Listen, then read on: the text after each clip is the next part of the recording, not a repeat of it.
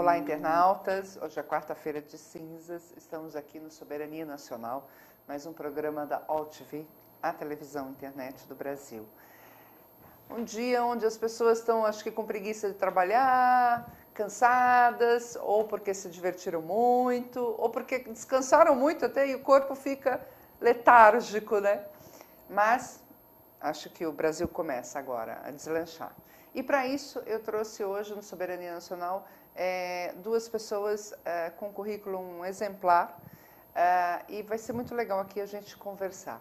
Eu trouxe o Dr. Luiz Bortolotto, que é o chefe da cardiologia da unidade de hipertensão do INCOR. É que o currículo dele é muito extenso. Ele é doutorado, fez pós-doc em Paris, enfim. Doutor, é realmente um prazer recebê-lo aqui. Prazer. Nós vamos falar... o prazer é todo meu. Vamos falar sobre não só hipertensão, mas o que se espera disso no Brasil com todas as tecnologias existentes. E tenho também a Karina de Oliveira, que é coach. Você não sabe o que é isso? Você vai descobrir, eu vou falar mais dela depois. Karina, é um prazer recebê-la. Prazer.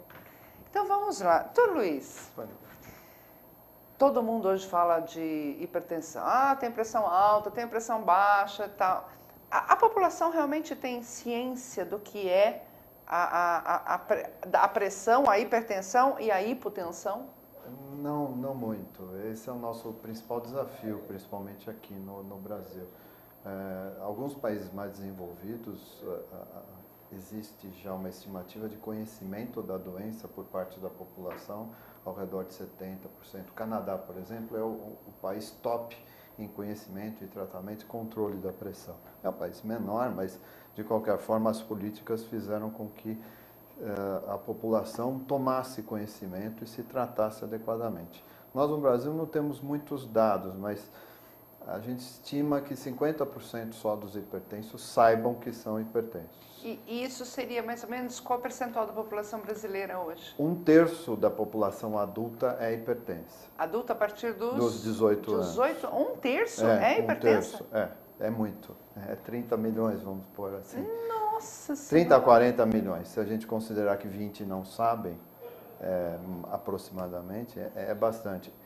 E a importância, não só para o próprio indivíduo, mas a nível tanto de trabalho da população, quanto do governo, e de repercussões sociais e de custos, inclusive, é que as principais causas de morte no Brasil, que são AVC, que é o derrame, e o infarto, tem como principal fator de risco a hipertensão.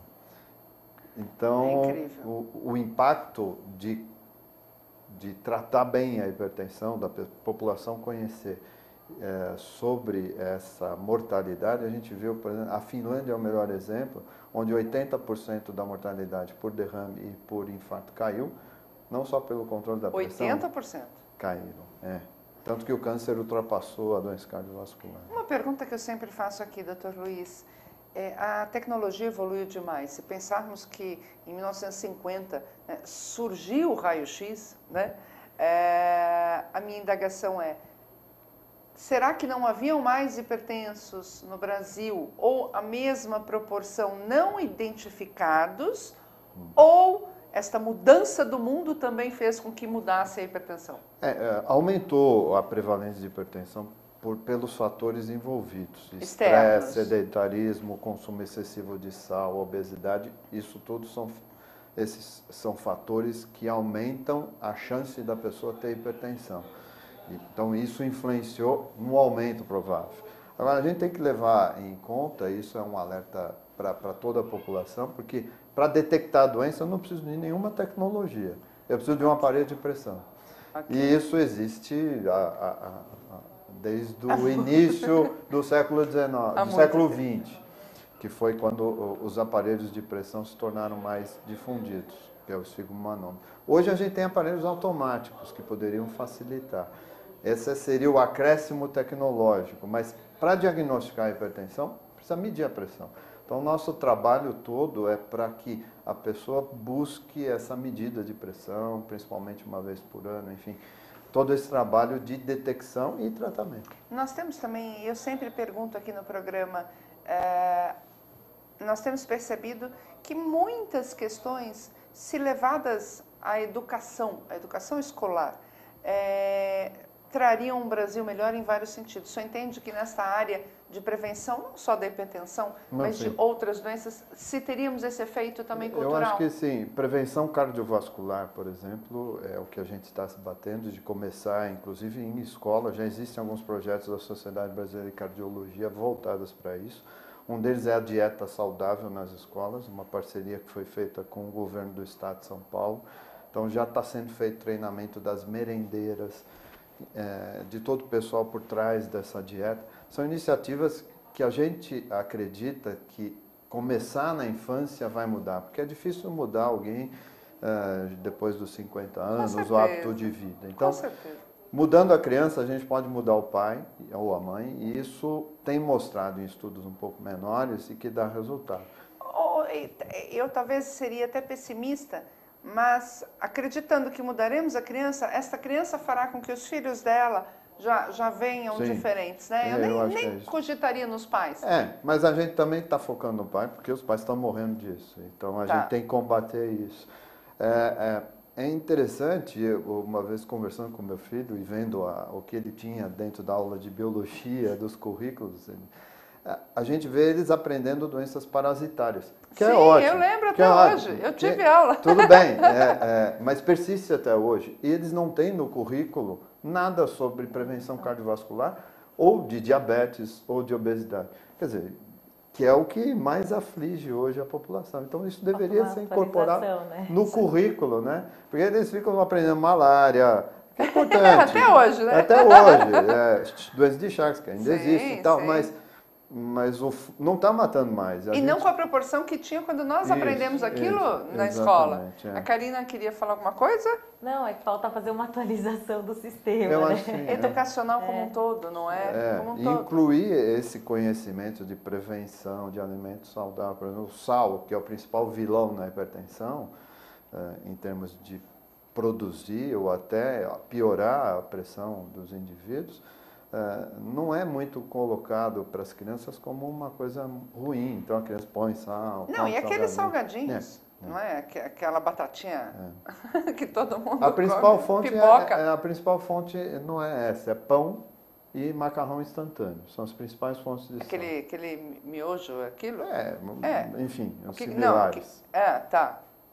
É uma loucura. Agora, para a gente não ir numa progressão, né? Sim. O senhor já falou do sal. O corpo não consegue eliminar isso? Ele se prende nas... antes de tudo, o que é exatamente, de uma forma simples, a hipertensão e a hipotensão, né? Só para definir, a hipertensão é doença, a hipotensão não é doença. Algumas pessoas têm a pressão mais baixa por constituição quando existe uma queda de pressão muito aguda por um motivo, sangramento, desidratação, isso é problema. Isso tem que ser tratado. Agora, quedas de pressão eventuais até pode significar problema, mas na maioria das vezes não é. Agora, hipertensão é doença. E o que acontece na hipertensão? O vaso aumenta a resistência ao batimento do coração. Então, de uma maneira mais simples, é isso. A tensão que a artéria precisa ter para ficar aberta o tempo inteiro é maior no hipertenso. E isso causa dano nos vasos e nos órgãos que são irrigados, os órgãos nobres. Então, coração, rim e cérebro. Então, se não tratado, isso vai acontecer de uma maneira geral, essas lesões. E hoje, na nossa população, existe algum grupo maior ou menor, ou todos podem ser vítimas, vamos colocar assim, ou pacientes da hipertensão? Um terço da população é. Isso. Então, quem são esses candidatos? Quem são ou esses terço? Quem vai ser? O genético é importante. Então, a grande parcela da população que desenvolve hipertensão é por modificações genéticas nos sistemas que já existem que controlam a pressão. E é possível o percentual de fator genético desses 100% que tem hipertensão? Por volta de 50% a 60%. É muito. O resto é ambiente. É muito. E o ambiente interfere no genético. Então, claro. a gente vai até tornando mais complexos os mecanismos, porque não existe um mecanismo. A gente tem fatores, por exemplo, obesidade, sedentarismo, estresse, consumo excessivo de sal e de álcool, que é o que a gente chama de fatores externos que contribuem para a hipertensão. E isso, isoladamente, se você não tem nada genético, se você for obeso, comer muito sal, álcool, vida sedentária, você pode se tornar um hipertenso. Agora, se você tem um genético, e nesse genético... Além disso, você acrescenta esses fatores, aí é certeza que... A chance é muito grande. E o genético é assim, dentro daquilo que você falou em relação ao sal, e aí já respondendo a sua pergunta, existe uma parte de quem vai desenvolver hipertensão de que o problema genético é o manuseio inadequado do sal pelo organismo, tanto na eliminação quanto na distribuição pelo corpo. Tá, esse é o problema genético. É que a gente não consegue identificar. A gente ainda sabe não, que existe, né? ainda não. Ainda não. Se essa pessoa consumir mais sal, aí sim ela vai ser muito mais hipertensa. Talvez se ela não consumir tanto sal, ela não vai desenvolver hipertensão. Nossa, que então, incrível.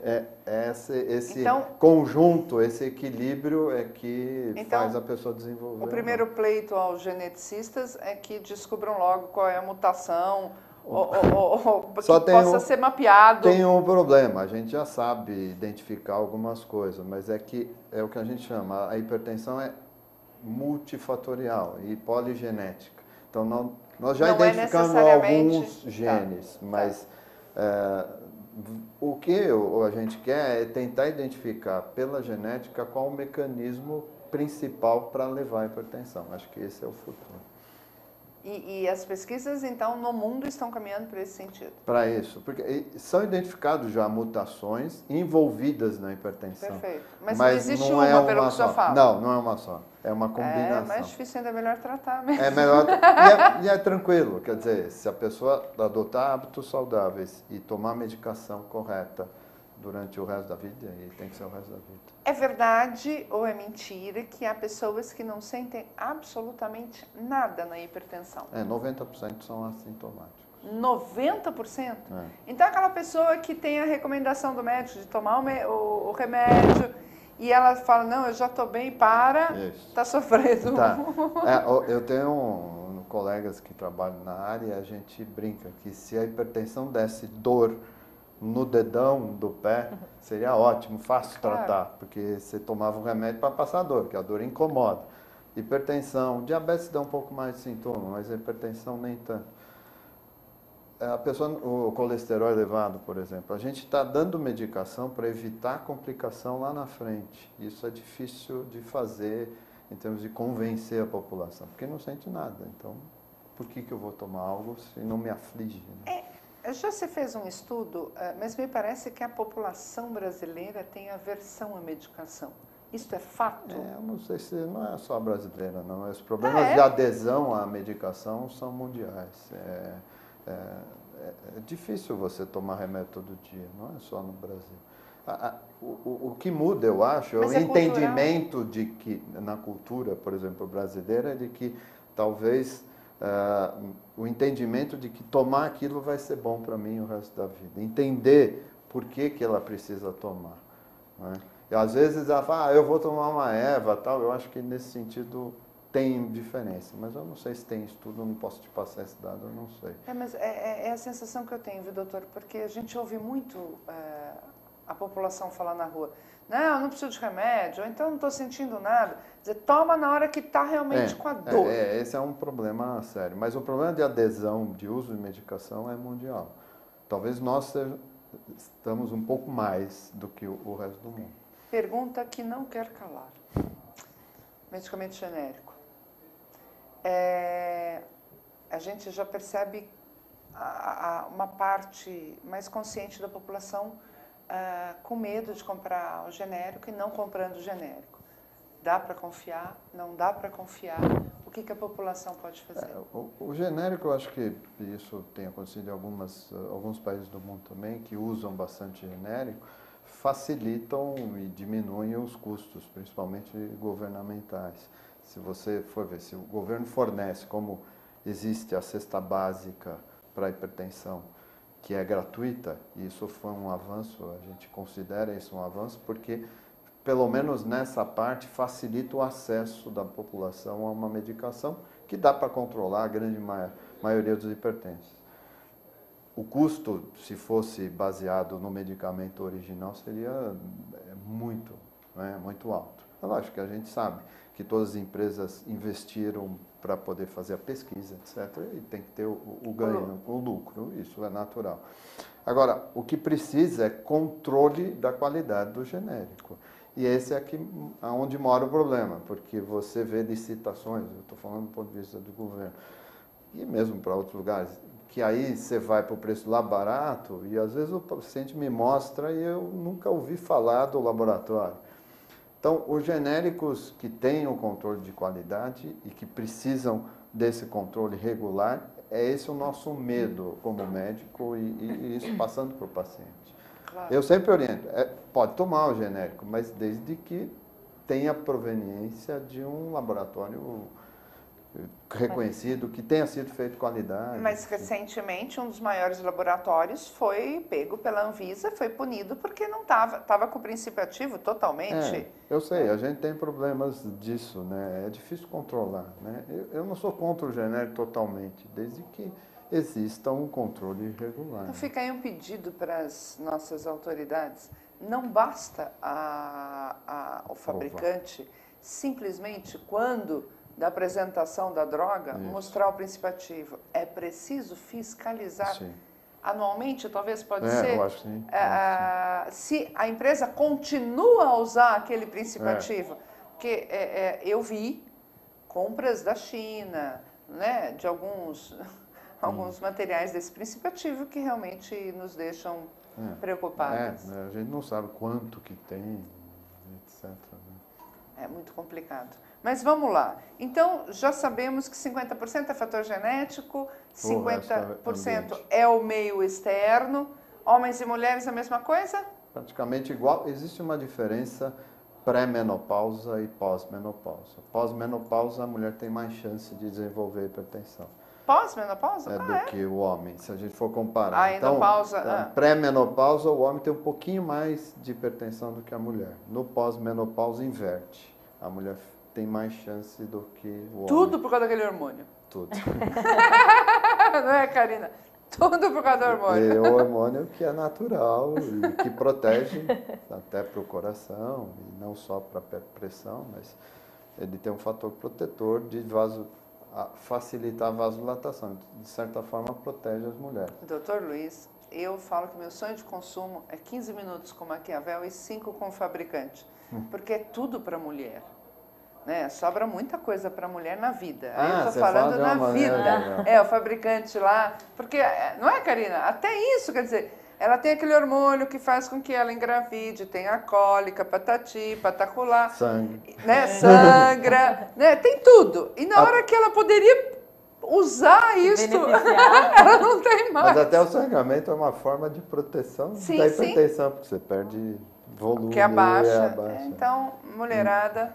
Mas isso não quer dizer... A gente viu um aumento recente, tanto uma preocupação. Esse ano a Sociedade Brasileira de Cardiologia vai focar em datas temáticas, principalmente mulheres, porque há um aumento dessa preocupação. Mas por conta dos fatores externos, basicamente, também, né? Também. E me parece que, inclusive, hoje as mulheres estão bebendo muito mais do que os homens proporcionalmente. E tem uma questão de saber que, apesar de ter câncer de mama, de útero, enfim, daquelas coisas tudo próprias que mata da mulher, mais, mas o que mata mais a mulher hoje é doença cardiovascular. Verdade. É o primeiro? Isso é a falta... Porque o segundo ranking eu sei que é câncer de colo de e mama, o primeiro é a pressão. É cardiovascular, é infarto e AVC. Tá. É infarto e AVC. Cara, eu não sabia e disso. É por isso o cuidado que precisa ser tomado, porque a mulher tem uma vantagem sobre os homens na detecção precoce, embora nem sempre se faça de forma adequada. Que a mulher vai no médico mais cedo do que o homem. Tá. E é o que a gente sempre orienta. O ginecologista precisa medir uma pressão, pedir os exames de fator de risco, que é nesse momento que você consegue trabalhar. A mulher teria essa vantagem de uma detecção mais precoce. Criança? Criança tem aumentado. Não é comum a hipertensão na criança, mas nos últimos anos aumentou, e aí sim, por conta da obesidade. Sedentarismo, né? Adolescentes mais hipertensos. 6% da população de criança e adolescente tem hipertensão. É muita coisa. É bastante. É muita e aumentou. Né? O tema da campanha da hipertensão do ano passado foi voltado para a criança. A gente começou esse trabalho das dietas, enfim, porque precisa. Né? A gente vê criança. Não tinha antes no consultório adolescentes hipertensos, hoje já tem. Então, mesmo? Agora, muito fruto do externo mesmo. Do externo, não. Isso, a grande maioria tem causas genéticas, sim. Outras causas raras, doenças renais, tumores, mas são raros, continuam raros. Eu estou errada, ou esses fatores genéticos apareceriam normalmente mais tarde, não é? Exatamente. Os fatores externos que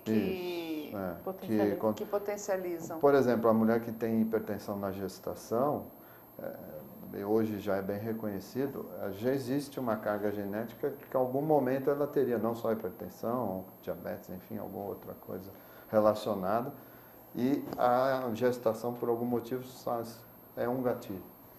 Nós estávamos conversando lá fora sobre esse avanço genético. O senhor já falou qual é o sonho de vocês. E o senhor havia me contado também de que o que vem sendo utilizado é a questão farmacológica, né? Para o nosso internauta entender, o que está sendo usado do exame genético para beneficiar o paciente que tem hipertensão? Não só hipertensão, podemos estender para a área cardiovascular, onde tem tido uma aplicação maior, é identificar pelo meio genético o paciente que teria uma resposta ao medicamento melhor do que o outro, ou que teria um efeito colateral, não teria o efeito colateral, enquanto que a outra população com outro problema genético teria o efeito colateral. Então, já existem na área cardiológica anticoagulantes onde já pode ser feito essa avaliação genética quando o efeito não está sendo satisfatório como a gente gostaria, isso dá para diferenciar. E na hipertensão seria isso mesmo, eu tentar geneticamente verificar se um paciente responderia melhor, por exemplo, a um diurético, que é um remédio para hipertensão, ou a um vasodilatador. Agora eu vou provocar o senhor. Se o senhor pedisse um mapeamento de um paciente seu e ali viesse apontamentos de possíveis outras doenças, e eu faço essa pergunta porque eu percebo que nem a classe médica, nem a classe dos geneticistas discutiram o suficiente essa questão, e muito menos a sociedade. Como o senhor agiria com esse paciente? O senhor, antes de pedir o exame, alertaria ele sobre o que poderia vir, se ele quer saber, se ele não quer saber, qual seria a sua conduta médica-paciente? Primeiro que eu não peço um mapeamento genético, né? Isso não entrou na prática clínica ainda. Eu acho que o paciente precisa ser alertado do que vai ser visto lá. Eu particularmente, para mim não pediria.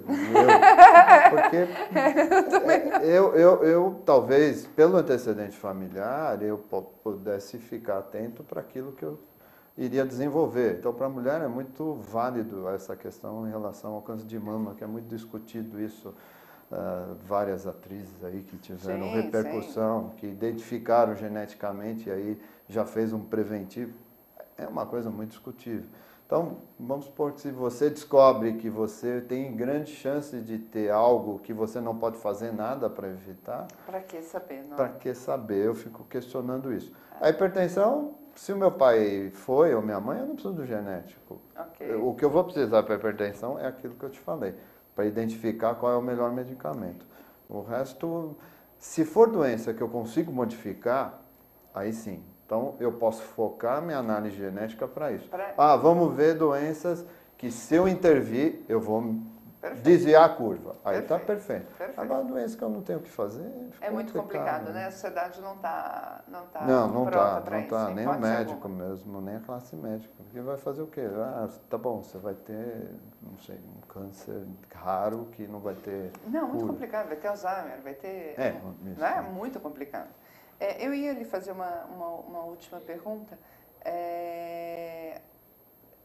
Dentro dessa questão toda, é muito fácil comparar, né, que o estresse, a alimentação, a bebida nem tanto, cigarro nem tanto, mas principalmente a alimentação, o estresse e a vida sedentária foi a grande mudança da população de algumas décadas atrás para hoje, né? Porque o pessoal antigamente comia comida muito mais pesada, mas muito mais saudável, porque é natural, e andava, né? E se exercitavam muito, né? Coisa que hoje... Parou. Existe um slide que o pessoal coloca para dar aula, eu já vi isso, já até uso eventualmente, de que antigamente você corria para obter a comida, né? Isso começou com a pré-história. Então, ele caçava, andava, corria para caçar, etc., e para atingir a comida. Agora a comida está disponível assim, em grande quantidade, você clica no computador, você consegue obter a comida na sua casa, você não precisa nem telefonar. Não vai nem no supermercado, então a né? comida está disponível, você vai na geladeira. Então você não faz exercício para comer. Nem para comer. Nem para comer, Nem né? pra comer. Essa busca. Então, isso realmente contribuiu, porque houve uma inversão. Ao mesmo tempo que os antibióticos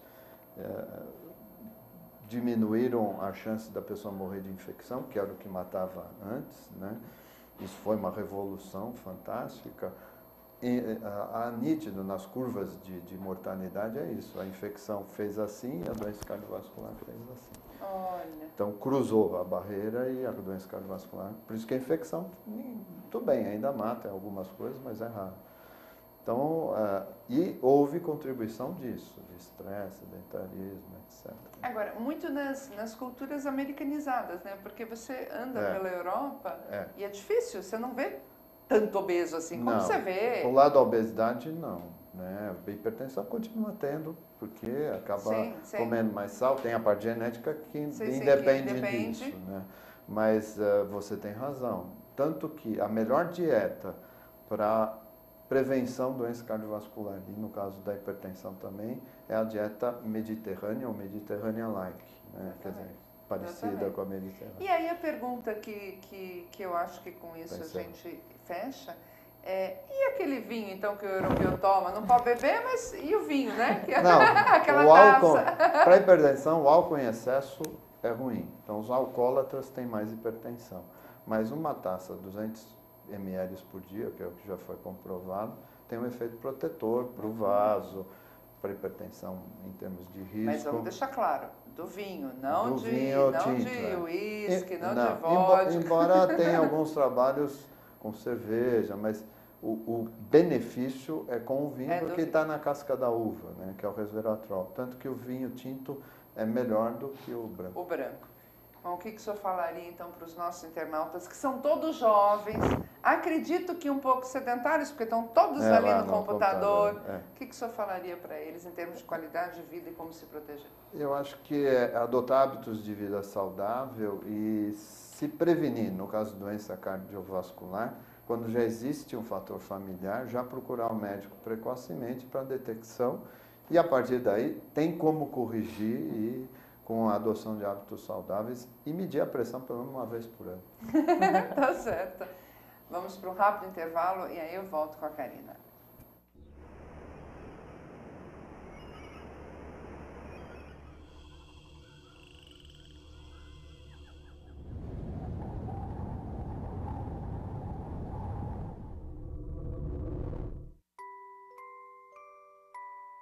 As nossas recordações são os nossos maiores tesouros. Carregamos durante toda a nossa vida. Manipular, distorcer ou implantar falsas memórias, além de ser uma violência, é crime. Somos responsáveis por esse tesouro. Não promova alienação parental.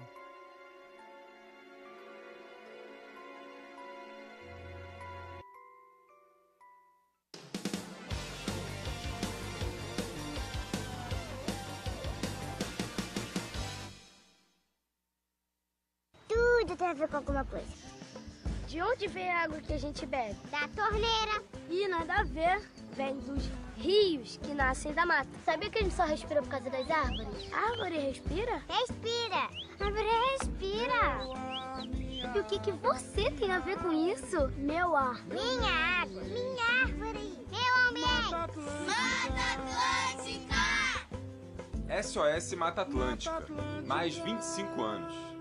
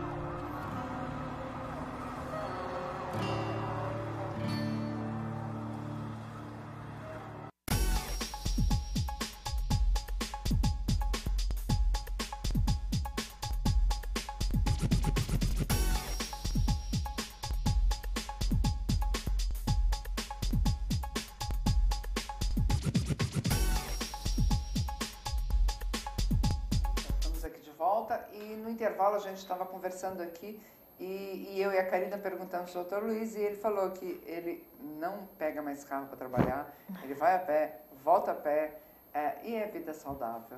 E agora eu vou falar com a Karina. Karina, você tem um currículo invejado. Ela é formada e certificada em coach pela Sociedade Brasileira de Coaching.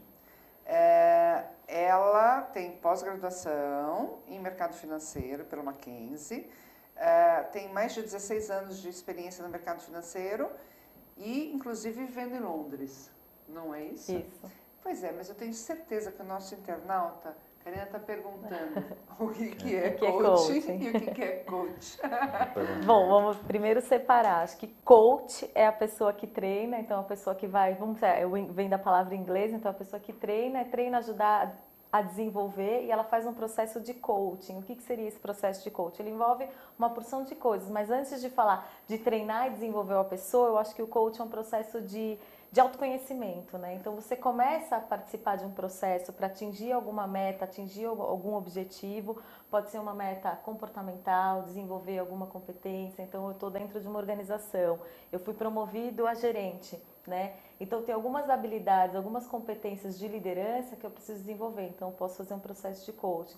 Pode ser para atingir uma meta, eu quero abrir um negócio, né? Então eu sou lá um empregado, trabalho para uma empresa, né? Sou empreendedor, eu quero mudar completamente e abrir um negócio. Como que eu faço? Só que antes de desenvolver, estabelecer as metas, planejar tudo isso, eu preciso me conhecer, né? E o que é se conhecer? Às vezes conhecer os potenciais que a gente tem que ficam totalmente esquecidos e adormecidos, porque a gente está tão acostumado a fazer o mesmo, né? Sempre a mesma coisa, que esquece de outras habilidades, outras competências que a gente tem, que estão lá, que são natas e a gente não alimenta isso. E também conhecer as nossas limitações, né? As nossas crenças, os nossos conceitos que limitam a gente de se desenvolver. Então passa por esse processo de se conhecer. Antes começa as primeiras sessões, né? Ela começa por esse processo de autoconhecimento. O que está limitando? Por exemplo, eu sou formada em contábeis, eu venho da área de contabilidade, né? Trabalhei 16 anos com auditoria no mercado financeiro, quer dizer, um mundo completamente corporativo. E muito masculino. E muito masculino. E aí você fala assim, agora eu vou trabalhar com desenvolvimento de pessoas, mais voltado para a área de RH, vamos dizer assim, né? Desenvolvendo pessoas. Como que a pessoa faz essa transição? Dá para fazer. Por quê? Porque eu tenho outras habilidades ali que eu já exercia, né, no processo quando eu trabalhava com auditoria e trabalhava treinando equipe, tá, com a minha equipe, que eu tinha, mas aquilo era muito forte em mim. Então, você pode mudar de um lugar para o outro, transita, as pessoas, mas como assim? Né? Você era contador e agora você é coach, treina a pessoa, desenvolve, entender o ser humano, que é complicado, né? Entender o universo dele. Como que faz isso? Mas dá para você fazer essa transição se conhecendo. Então, se eu falo, eu era contadora e eu não posso trabalhar com RH, trabalhar com desenvolvimento de pessoas porque eu tenho uma formação, então eu não posso dizer, posso, desde que eu me planeje. Desde que eu me planeje, conheça as minhas limitações, trabalhe para que elas não... Eu falo que assim, né? Os nossos pontos fracos, a gente fica muito preocupado com os pontos fracos, né? Aquilo que eu não sou bom, quero melhorar. Não é nisso que a gente tem que focar. A gente tem que focar naquilo que a gente é bom e os pontos fracos a gente neutraliza, né? Eu gosto de falar que neutraliza para que eles não te prejudiquem na realidade, né? Porque às vezes a gente fica focando naquilo que é melhorar, eu nunca vou chegar num nível 100%. Eu neutralizo para que ele não me prejudique e eu foco naquilo que eu sou bom, naquilo que eu sou melhor para chegar em algum lugar, para chegar onde eu quero. Então, mas você deu um exemplo aí agora há pouco da pessoa ser promovida e vai ter que desenvolver alguns aspectos de liderança. Mas não é todo mundo que tem liderança. Não é então, todo mundo que tem liderança nata, né? Então, assim, aí a gente vai trabalhar o que falta. Você vai desenvolver uma liderança comportamental, vamos dizer assim. Ela pode não ser, ela não é aquele líder nato. Existem os líder nato. Ele naturalmente, já desde criança, né? Ele sempre liderou as pessoas na escola, nos grupinhos, é aquela pessoa. Naturalmente, aquilo ele não precisa trabalhar. Lógico que, eventualmente, tem alguns aspectos dele, dentro de uma liderança, que precisam ser melhoradas, vamos dizer assim, né? Refinadas. Aquela pessoa que ela nunca foi líder, ela é um pouco mais low profile, vamos chamar assim, é um pouco mais... Quais são os aspectos? Mas ela tem coisas ali, é uma liderança diferente. Então a gente tem muito aquela coisa assim, pessoa que fala muito, que se relaciona bem, etc. E tal. Essa daí é líder, né? Sempre comandou. Mas é aquele que não, ele tem outras formas de liderar. Então assim, às vezes a pessoa ela precisa trabalhar um pouco o relacionamento interpessoal. Talvez é difícil... A pessoa ela é mais tímida, né? Então, mas eu preciso para ser, vamos dizer assim, gestor, né? Não gosto da palavra chefe, eu acho que chefe é uma coisa muito impositiva, mas para gerir pessoas, eu preciso entender das pessoas. Então, eu, da minha forma, né? A pessoa que é um pouco mais tímida, ela precisa entender um pouquinho o universo do outro para poder desenvolver. Então, vou trabalhar naquilo que ela tem dificuldade, fazer ela entender os impactos e a importância daquilo para que ela se desenvolva. Talvez ela não vai ser aquele super líder, aquela referência, mas aquilo não prejudica, ela consegue lidar muito bem com aquilo. Então, o que está faltando, né? O que é mais difícil para a pessoa? Então, por isso que é um processo de autoconhecimento. Então, tem algumas competências que são traçadas, vamos dizer assim, para ser um líder, né? Então, o que falta mais naquela? O que é mais difícil? Né? E a pessoa identifica dentro do dia a dia dela o que é mais difícil. Então, vamos trabalhar e o importante é assim, como que uma pessoa muda comportamento, que é super difícil, não vai ser em 10 sessões, né? Que é um processo de coach, geralmente 10 sessões, vamos falar 2 meses, 3 meses, não vai ser nesse processo que ela vai mudar, né? Até demora um pouquinho mais, leva uns 6 meses, 1 ano. Mas ir trabalhando, ela entender o impacto daquilo. Qual é o impacto negativo daquela consequência, daquilo que ela não faz, daquilo que ela deixa de fazer. É muito... Porque, na verdade, isso você deve ver e deve existir muito no meio corporativo, né? A procura individual já está acontecendo? Acontece bastante. Então, assim, no meio corporativo tem muita essa coisa de liderança, de desenvolvimento, de crescer, fazer com que a pessoa, até às vezes tem muita parte de crescer, atingir resultados, metas, melhorar a performance, isso é bastante conhecido, mas tem também muitas pessoas que, assim, tem gente que busca por causa de carreira. Hoje em dia eu vejo que as pessoas estão muito infelizes com aquilo que elas fazem. Elas não têm assim, tem muita coisa que é aquela busca de o dinheiro, aquela profissão que dá mais dinheiro, mas hoje em dia, né, tá entrando assim a geração Y, que tem muito questionamento o que é sucesso, né? É uma questão um pouco psicológica, não é só aquilo que dá mais dinheiro, é aquilo que me satisfaz, aquilo que me dá prazer. Então tem muita gente do mundo corporativo que existe uma pressão muito grande de trabalho, meta e etc e tal, que é aquela coisa que daí gera hipertensão, gera um monte de coisa, um monte de doenças aí que a gente chama, né, depressão, enfim, um monte de coisa, síndrome do pânico, uma porção de coisa. Então a pessoa começa a buscar, eu preciso fazer alguma coisa para minha vida,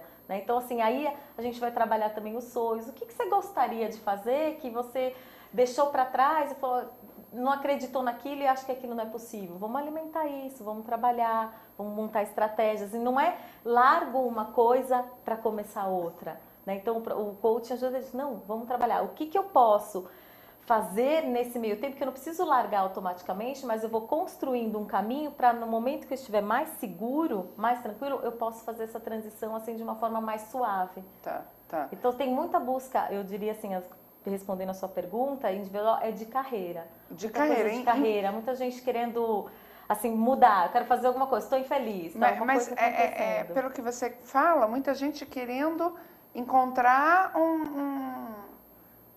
uma válvula de escape até que, né? Não seria importante que isto também fosse introduzido de uma forma um pouco mais abrangente nessa juventude que não sabe nem que carreira escolher? O povo ainda continua falando das mesmas, não é? Verdade. É medicina, engenharia, direito. Embora tenha mudado algumas coisas, mas... Mas é muito pouco, né? Perto as do... mais concorridas Sem dúvida. Continuam sendo as mesmas. Mas por isso que é fundamental um processo de autoconhecimento. É por isso que eu então, falo. você tem várias ferramentas no mercado que você se aplica. Quais são suas habilidades? Quais são suas coisas? Você se conhecer primeiro, saber naquilo que você é bom, aquilo que tem mais a ver com você, com a sua personalidade, aquilo que você é mais forte, vamos dizer assim. E você trabalhar para buscar alguma coisa que tenha a ver com você. Mas um adolescente não vai ter coragem, talvez, de enfrentar a pressão da família para ele poder optar. Eu vi outro dia uma propaganda, né? Que tá nisso, que a menina... me chamou a atenção da menina, ela querendo fazer outra coisa. Eu não sei se é um banco que está fazendo. Fazer uma coisa diferente do que aquela família. tradição da família, do que aquela né? coisa. Então, eu acho que os pais poderiam estar mais atentos e fazer com que o adolescente, no momento de escolher uma carreira, também passasse por esse coach. Por um processo. A gente até seria um coach educacional, tem até um projeto assim, que é bem embrionário, que é aquela coisa assim de você... Que quando você tem ali 16, 17 anos, você é muito novo para escolher uma coisa que eu vou fazer pro resto da minha vida. É uma loucura. 17 anos, o que eu vou fazer pro resto da minha vida? Então, exatamente. Eu fiz isso, né? Então, eu fiquei 16 anos lá como contadora, auditora, em números, daí até que eu decidi que cuidar de pessoas era mais interessante do que números. Mas no processo de trabalhar, né, ali no colegial, nessa idade, o que você, de fato, o que tem mais a ver, né? E passar, a pessoa ter uma experiência vivencial, eu acho que é uma coisa, é um sonho, né? Que ela passar, então, tem algumas profissões que faz sentido. Então, é médico, é advogado, o que for, qualquer uma delas. Ela tem uma experiência vivencial ou de entrevista, de conversar com essas pessoas para ver se faz sentido aquilo, como toca aquilo dentro da pessoa, né? Porque às vezes você tem aquela ilusão do que é uma profissão, mas você passar um dia com aquela pessoa, você fala, peraí, o que é isso? O que é isso? Não quero essa vida pra mim, não tem nada a ver. Então é interessante. Então, um processo, talvez pode ser um processo de coach, de trabalhar isso, de fazer com que esse coach, que é o nome que a gente dá para a pessoa que está participando do processo, interagir com essas pessoas daquelas profissões que ele escolheu. Não dá para fazer todas, né? É impossível, mas de algumas... E fazer essa entrevista, ajudar ele a entrevistar, que muitas vezes a pessoa não sabe fazer pergunta. Né? É se preparar para fazer uma pergunta, como que é seu dia, como que é seu dia a dia, e preparar essa pessoa para fazer perguntas para aquela, né, a potencial qualificação que ela queira, para daí entender se faz sentido ou não. Então, o processo de autoconhecimento, acho que no coach é essencial para você saber onde você quer chegar, faz sentido e o que eu preciso fazer para me preparar. E aí, primeiro eu me conheço, vejo o que eu gosto, o que eu não gosto, o que faz sentido, o que me limita, para a partir disso eu começar a montar estratégias e buscar o que eu preciso, que recursos eu preciso para atingir meu objetivo. Karina, dentro dessa... Pode falar? Usando até meu exemplo, né? Quando eu resolvi, eu não tinha ninguém na família médico. Então, o meu conhecimento médico era do médico que eu ia, ou acompanhando alguém, ou eu ia. E eu vou te colocar a pergunta, tudo bem, nessa fase de adolescente é importante o coach, etc. Mas durante o processo de estudo ou da própria carreira, talvez seja essa interação de conhecimento, porque com 17 anos eu não me imaginava fazendo o que eu estou fazendo hoje, dentro da carreira médica. Isso foi acontecendo durante o processo da universidade, que eu me interessei pelo lado acadêmico, enfim, e foi indo, até chegar onde eu estou agora, que é um posto maior dentro da minha área. Então, eu não vislumbrei isso quando eu tinha 17 Perfeito. anos, né? Eu acho que talvez tenha que interagir Na própria faculdade. durante a isso que eu- faculdade. por isso Então, que eu o queria processo te do perguntar. coach, uma das fases é você fazer um roadmap, que a gente chama. Então, você prever, né? Porque não dá para Isso. você garantir Não, tudo não, que vai sim, acontecer no lógico. futuro. Mas onde eu quero chegar, né? Porque muitas vezes as pessoas, elas vão levando a vida, elas não determinam o que elas querem para a vida dela. Então as coisas vão acontecendo. E aí vem as frustrações, porque, mas não era bem isso que eu queria, aconteceu uma coisa, eu não me preparei. O roadmap, ele fala lá na frente, daqui 10 anos, 15, Volta. o que eu quero ser? Onde eu quero chegar? E aí você começa a voltar a se preparar. Então, o que vai ter acontecido antes disso? O que vai ter acontecido antes disso? E se você vai fazendo, desenhando passos importantes e relevantes para que você chegue lá. E aí você fala, para que isso aconteça, né? O que eu preciso fazer? Né? Então, eu vou buscar me qualificar e me preparar para atingir aquele objetivo. Lógico que você fala, mas aí você está desenhando todo um destino, mas tem coisas que mudam, mas é muito mais fácil você assumir o comando quando você sabe onde você quer chegar. Você fala, o que eu preciso levar? Então, eu acho que o que eu acho que eu vejo hoje, as pessoas, elas não sabem o que elas querem, onde elas querem chegar. Mas é uma pergunta para os dois. Será que nós estamos vendo isto porque a sociedade está totalmente perdida?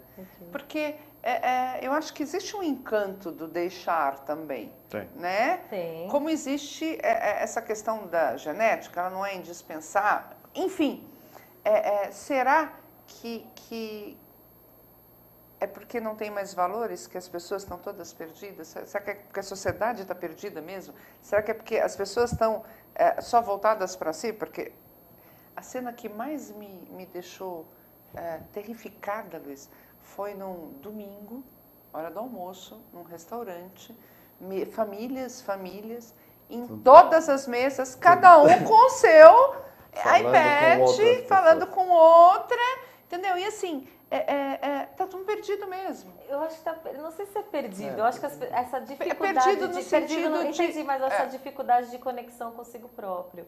Então, quando você trabalha a sua própria essência, né, que dá trabalho conhecer as suas fraquezas, as suas limitações, o que está te impedindo, algumas coisas. Por que a vida do vizinho, né? É mais importante. É mais importante. Mas espera aí, será que eu gostaria de fato de ter aquela vida ou é uma coisa que a sociedade impõe, que você precisa ter aquilo para você ser importante? E aí você vive uma vida assim que não é sua na realidade e você está desconectado com a sua essência, desconectado com o seu próprio ser. Então, voltar-se para si mesmo e se conhecer e quem eu sou, o que eu preciso, minhas sombras, e isso dá trabalho. Então, e aí eu me fico no mundo externo na superfície. E fico na superfície, né? exatamente. Isso. Fica na superfície, né? No periférico.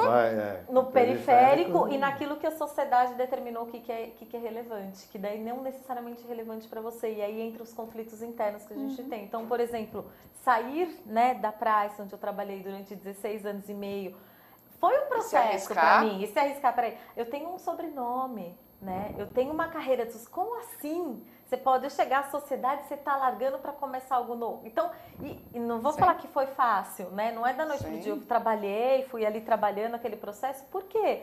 Porque assim, o que a sociedade coloca, mas você é importante, você é uma executiva e etc e tal. Então, assim, aí você tem que voltar para você e falar, mas o que é importante para mim? Não o que é importante que a mídia coloca, que a sociedade, a serviço, o mundo corporativo, enfim, tudo aquilo que é superficial.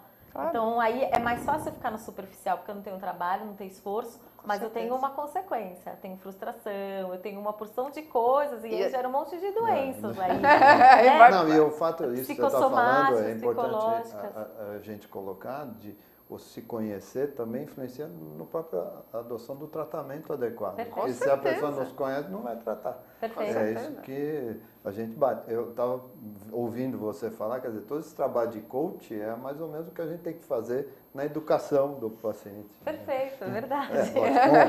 Com as suas peculiaridades. Mas é como você colocou, né, que a pessoa que é a hipertensão, ela não tem, eu não sinto dor.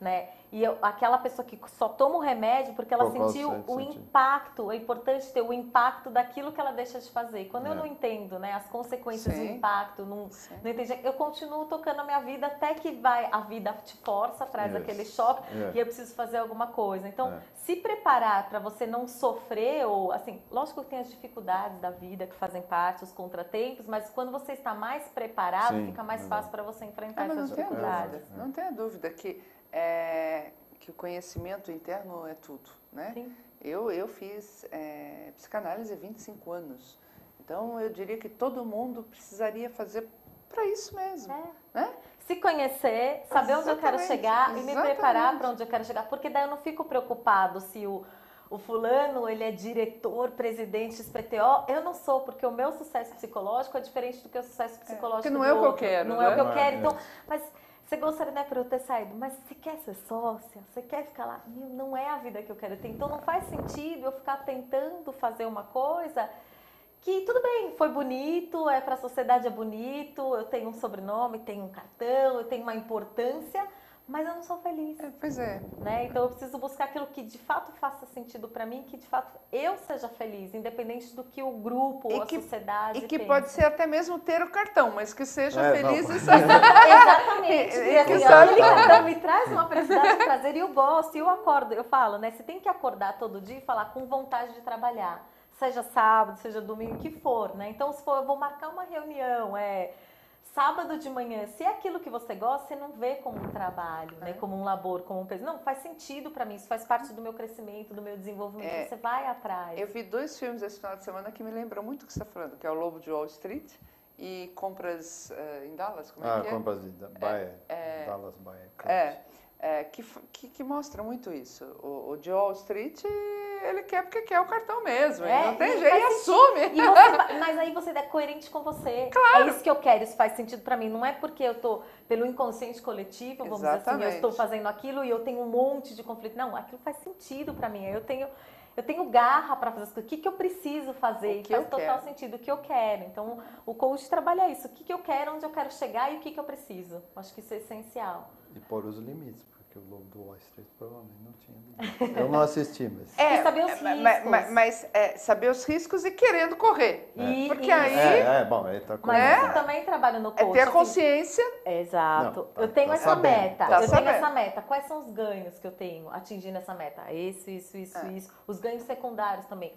Quais são as perdas para eu atingir isso? Porque cada escolha é uma renúncia. Quais são as perdas? As perdas secundárias, então a família. Então eu tenho que... Quando eu tenho conhecimento de todos os meus riscos, eu ganho isso daqui, eu faço uma lista, bem racional mesmo. Eu tenho essas perdas, vou trabalhar. O que eu faço para minimizar essas perdas na medida do possível? E para você é frustrante quando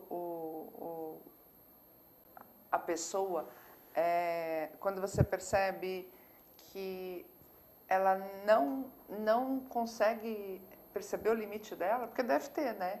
Ela não aceita, porque não é, Luiz? E aí faz parte, mas aí faz parte da técnica, você fazer ela perceber. Assim, tem alguns processos que a pessoa, 5 sessões, não vai. Você fala assim, você fica até, nossa, o que eu posso fazer? Só que daí é o tempo da pessoa também. Então eu não posso colocar muita pressão, porque às vezes a pessoa tem um certo tempo.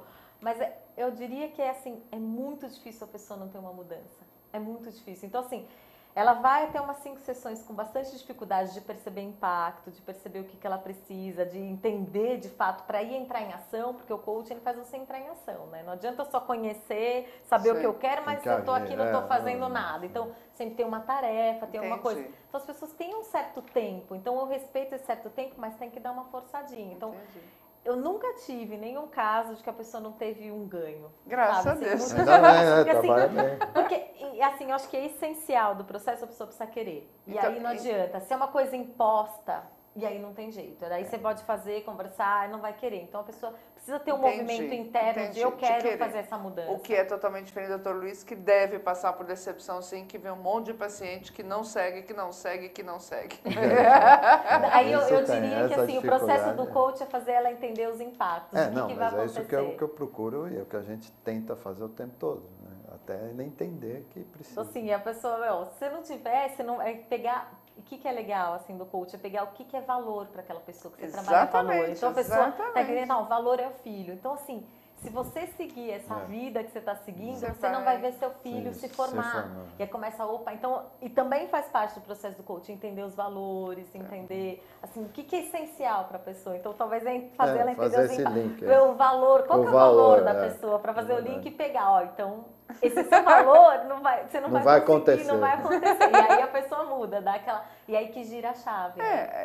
O que a gente ouve sempre assim, não, o médico falou que eu vou morrer. Aí ele... Morrer todos vamos. Vira o estágio. Às vezes fica meio Mas quando fica próximo, sabe? Fica próximo. Você não vai ver seu filho, você vai... Teve uma dor no peito, olha, é aquele tal do microinfarto, né? A pessoa... ameaço. Nós estamos chegando no final, infelizmente. Karina, foi um prazer recebê-la aqui. Continue com esse trabalho, porque eu acho que é um começo. E que, como diretriz pública, realmente se consiga fazer isso para esses adolescentes, para que não cheguem na vida adulta frustrados mesmo, né? Mas assim, eu diria que nunca é tarde, gente, para mudar e correr atrás dos sonhos e fazer as coisas acontecerem. Mas é legal já, desde sempre, ter o prazer ao longo da vida. Né? Sucesso nessa sua missão. Doutor Luiz, prazer recebê-lo, com todas as dicas que nos deu, vamos nos cuidar, né? É sempre melhor prevenir do que remediar, principalmente na área da saúde e da vida aqui com a Karina, né?